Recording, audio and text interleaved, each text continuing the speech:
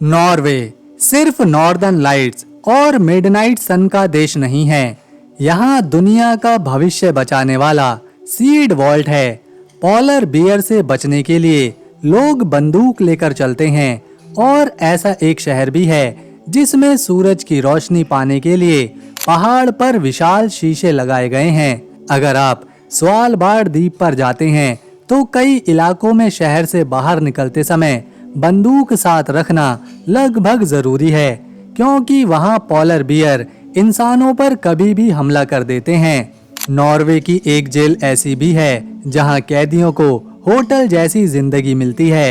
Haldane prison में कैदियों के पास टीवी, म्यूजिक स्टूडियो, जिम और अच्छी सुविधाएं होती हैं।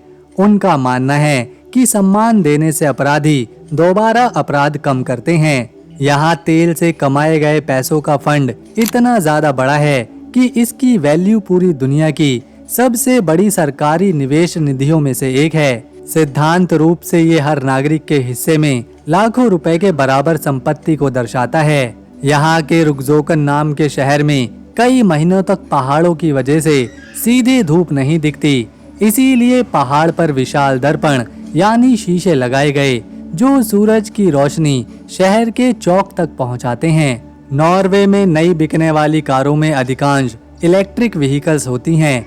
कई जगहों पर पेट्रोल कार से ज्यादा ईवी दिखाई देती हैं।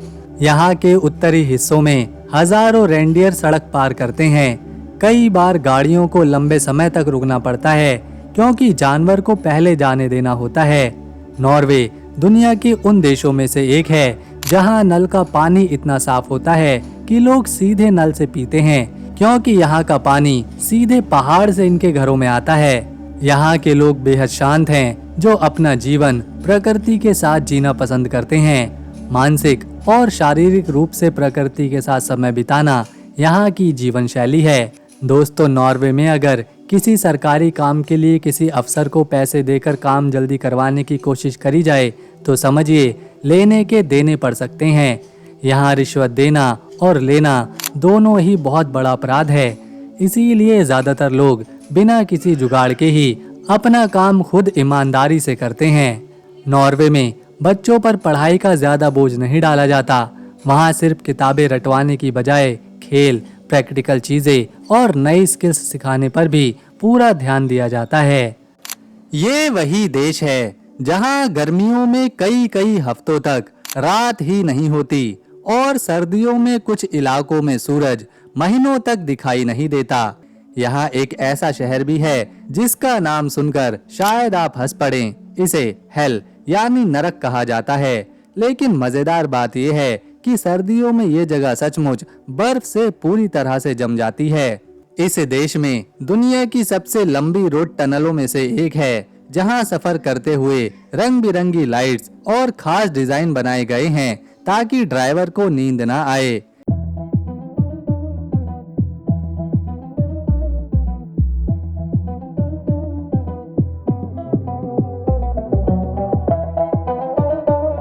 यहाँ के लोग जब शहर की भागदौड़ से थक जाते हैं तो अपने छोटे छोटे लकड़ी के कैबिनों में चले जाते हैं जहाँ सिर्फ जंगल, पहाड़ और सन्नाटा रहता है।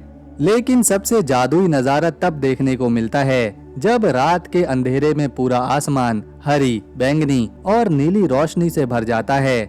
ऐसा लगता है जैसे प्रकृति खुद कोई शो दिखा रही हो। इतना ही नहीं, इस देश की समुद्री तट रेखा इतनी ज्यादा लंबी है कि अगर इसके सभी फ्योर्ड्स और द्वीपों को जोड़ दिया जाए तो इसकी लंबाई लाखों किलोमीटर तक जाती है। यहाँ दुनिया की सबसे खूबसूरत ट्रेन यात्राओं में से भी एक होती है, जहाँ हर मोड़ पर झरने, बर्फीले पहाड़ और गहरी घाटियाँ आपका स्वागत करती हैं। नॉर्वे उत्तरी यूरोप में बसा एक बहुत ही खूबसूरत और विकसित देश है। इसके पूर्व दिशा में स्वीडन है, उत्तर पूर्व में फिनलैंड और रूस, जबकि इसकी पश्चिमी सीमा विशाल अटलांटिक महासागर से मिलती है। यही वजह है कि यहाँ आपको एक तरफ बर्फ से ढके ऊंचे ऊंचे पहाड़ दिखाई देंगे तो दूसरी तरफ दुनिया के सबसे खूबसूरत फ्योर्ड्स और समुद्र तट। साल 1624 में आज की नॉर्वे की राजधानी ओस्लो पर ऐसी विनाशकारी आग लगी कि शहर का ज्यादातर हिस्सा राख में बदल गया। उस समय नॉर्वे डेनमार्क के शासन में था। इसके बाद डेनमार्क नॉर्वे के राजा क्रिश्चियन फोर ने शहर को दोबारा बसाने का फैसला किया। उन्होंने इसे पहले से भी ज्यादा मजबूत और बेहतर तरीके से बनवाया।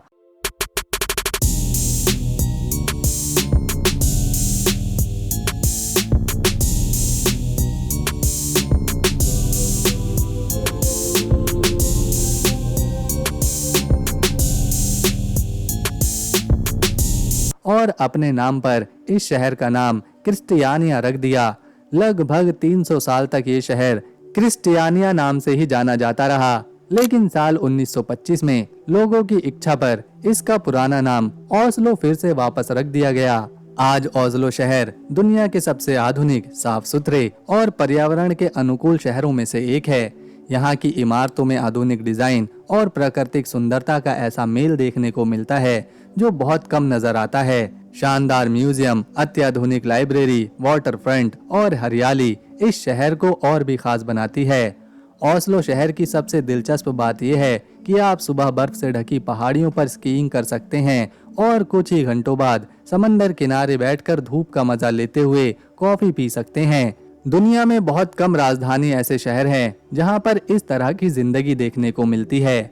अब चलते हैं नॉर्वे की एक ऐसी जगह पर जिसे देखकर हर कोई हैरान होता है। ये है ट्रोलटुंगा यानी राक्षस की जीभ। ये विशाल चट्टान लगभग 700 मीटर गहरी घाटी के ऊपर हवा में निकली हुई दिखाई देती है।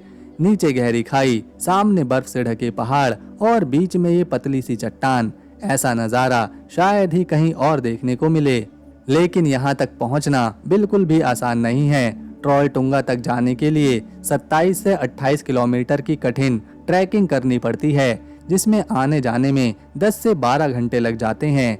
इसीलिए यहाँ पहुंचकर ली गई एक तस्वीर भी किसी बड़ी उपलब्धि से कम नहीं मानी जाती। अब बात करते हैं इस देश के आकार और आबादी की। नॉर्वे का क्षेत्रफल लगभग 3,85,000 वर्ग किलोमीटर है, लेकिन यहाँ की आबादी सिर्फ 55 लाख है। यानी पूरे देश में इतनी जगह है कि कई इलाकों में आपको कई किलोमीटर तक इंसान देखने को नहीं मिलेंगे। अब अगर बात करें नोबेल प्राइज की, तो इतने छोटे से देश ने भी दुनिया पर अपनी गहरी छाप छोड़ी है। नॉर्वे के वैज्ञानिकों, लेखकों, अर्थशास्त्रियों और शांति के क्षेत्र में काम करने वाले लोगों ने अब तक 14 बार नोबेल प्राइज अपने नाम किया है। दोस्तों, शिक्षा और रिसर्च के मामले में भी नॉर्वे दुनिया के सबसे आगे रहने वाले देशों में से एक है। यहाँ बच्चों को सिर्फ किताबें रटाई नहीं जाती, बल्कि उन्हें सवाल पूछना, नई चीजें बनाना और खुद से सोचना सिखाया जाता है। स्कूलों में कोडिंग, पर्यावरण, लोकतंत्र, टीम वर्क और प्रैक्टिकल लर्निंग पर बहुत जोर दिया जाता है। यही वजह है कि नॉर्वे की साक्षरता दर 100% है और यहाँ ज्यादातर लोग एक नहीं बल्कि 2 या 3 भाषाएं जानते हैं। सबसे खास बात यह है कि यहाँ सरकारी विश्वविद्यालयों में लंबे समय तक उच्च शिक्षा लगभग फ्री है। इसीलिए अच्छी पढ़ाई सिर्फ अमीर लोगों तक सीमित नहीं है। लेकिन नॉर्वे हमेशा से इतना आज़ाद और ताकतवर देश नहीं था। लगभग 400 सालों तक ये डेनमार्क के शासन में रहा। इसके बाद ये स्वीडन के साथ एक संघ का हिस्सा बना और आखिरकार साल 1905 में नॉर्वे ने शांतिपूर्ण तरीके से अपनी आज़ादी हासिल करी। तभी से ये एक संवैधानिक राजशाही यानी कॉन्स्टिट्यूशनल मोनार्की है। यहाँ राजा तो है, लेकिन देश संविधान और लोकतंत्र के अनुसार चलता है। दूसरे विश्व युद्ध के दौरान जब नाजी जर्मनी ने नॉर्वे पर हमले किए, तब इस छोटे से देश ने अपनी पूरी ताकत से मुकाबला किया। हालांकि आखिरकार जर्मनी ने कब्जा कर ही लिया, लेकिन नॉर्वे का प्रतिरोध आंदोलन इतना मजबूत था कि आज भी उसकी बहादुरी इतिहास में याद करी जाती है। एक और दिलचस्प बात शायद आप नहीं जानते होंगे, दुनिया का सबसे प्रतिष्ठित नोबेल शांति पुरस्कार हर साल सिर्फ नॉर्वे की राजधानी ओस्लो में दिया जाता है, जबकि भौतिकी, रसायन, चिकित्सा, साहित्य और अर्थशास्त्र के बाकी नोबेल पुरस्कार स्वीडन देश में दिए जाते हैं। ये परंपरा खुद अल्फ्रेड नोबेल की वसीयत के अनुसार आज भी निभाई जाती है। अब बात करते हैं नॉर्वे की दौलत और अमीरी की। आबादी सिर्फ यहाँ 55 लाख है, लेकिन ये दुनिया के सबसे अमीर देशों में से एक है। यहाँ प्रति व्यक्ति आय दुनिया में सबसे ऊंची आयों में से एक है। लोगों को शिक्षा, स्वास्थ्य और सामाजिक सुविधाएं लगभग पूरी तरह सरकारी व्यवस्था से मिलती है। लेकिन सवाल ये है कि आखिर इतना छोटा सा देश इतना अमीर कैसे बना? इसका सबसे बड़ा कारण है उत्तरी सागर के नीचे छिपा तेल और प्राकृतिक गैस का विशाल भंडार।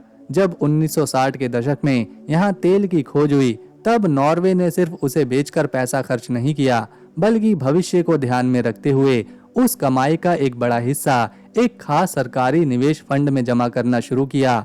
आज ये फंड दुनिया का सबसे बड़ा सॉवरेन वेल्थ फंड बन चुका है। इसकी कुल संपत्ति इतनी ज्यादा है कि इसकी कीमत कई देशों की पूरी अर्थव्यवस्था से भी ज्यादा है। इस फंड का मकसद सिर्फ आज के लोगों को अमीर बनाना नहीं, बल्कि आने वाली पीढ़ियों का भविष्य सुरक्षित रखना है। अब आपके सामने है प्रेकिस्टेलॉन, जिसे पूरी दुनिया पल्पिट रॉक के नाम से जानती है। ये एक विशाल चट्टान है जो 600 मीटर की ऊंचाई पर बिना किसी सहारे के सीधी खड़ी है। सबसे हैरानी की बात यह है कि इसका ऊपर का हिस्सा बिल्कुल सपाट है, मानो किसी इंसान ने इसे काट कर बनाया हो। लेकिन सच ये है कि इसे प्रकृति ने लाखों साल पहले ग्लेशियरों की ताकत से ये आकार दिया था। हर साल दुनिया भर से लाखों लोग इस चट्टान तक पहुंचने के लिए कई किलोमीटर की ट्रैकिंग करते हैं। रास्ते में कभी पत्थरों से भरे हरे पहाड़ मिलते हैं, तो कभी शांत झीलें और घने जंगल। लेकिन जैसे ही लोग इस चट्टान के किनारे पहुंचते हैं, उनके सामने ऐसा नजारा खुलता है जिसे वो जिंदगी भर नहीं भूल पाते। अब चलते हैं उस जगह पर जिसे देखकर ऐसा लगता है जैसे किसी फैंटेसी फिल्म का सेट हो। ये है लोफोटन द्वीप। ऊंचे ऊंचे पहाड़, नीला समंदर, लाल रंग के लकड़ी के घर और चारों तरफ फैली शांत प्रकृति। हर दृश्य एक पेंटिंग की तरह लगता है। ये द्वीप आर्कटिक सर्कल के अंदर आता है। गर्मियों के दौरान यहाँ कई हफ्तों तक सूरज डूबता ही नहीं। रात के 2 या 3 बजे भी पूरा आसमान रोशनी से भरा रहता है। आप चाहे आधी रात को समंदर के किनारे टहलें या फिर पहाड़ की चोटी पर चढ़ जाएं, हर तरफ दिन जैसा उजाला मिलता है। तो दोस्तों, अगर आपको नॉर्वे देश की हमारी ये वीडियो, मेहनत और इन्फॉर्मेशन पसंद आई तो इसे एक लाइक दें, शेयर करें।